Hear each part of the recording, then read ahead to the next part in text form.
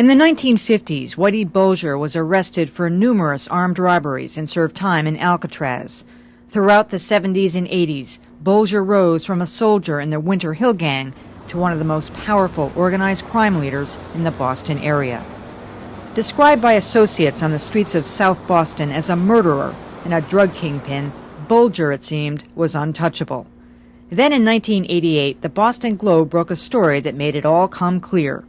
Whitey Bulger and his associate, Stevie the Rifleman Flemmi, were high-ranking informants for the FBI. At first, the FBI denied it, but the 20-year relationship was impossible to cover up. For one thing, Bulger and Flemmi were instrumental in bringing down the Italian organized crime mob, including Rhode Island's Raymond Patriarca. At the heart of the matter is just what Bulger and Flemmi got in return. Boston College professor Robert Bloom says it's clear the FBI allowed the pair to continue their own criminal activities. They turned their heads even though they knew he was involved in crimes. And by turning their heads, he thought, at least implicitly, they were sanctioning his criminal activity. The FBI denies that Bulger and Flemmi were promised protection. But in 1995, after the relationship with the FBI had supposedly soured, indictments were handed down on Bulger and Flemmi.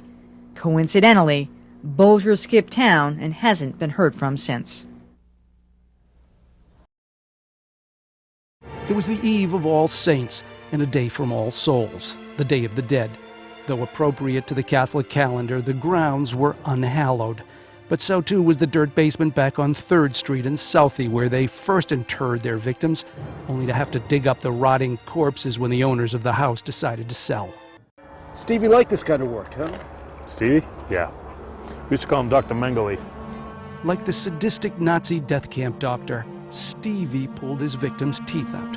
He told Weeks he'd murdered 40 people.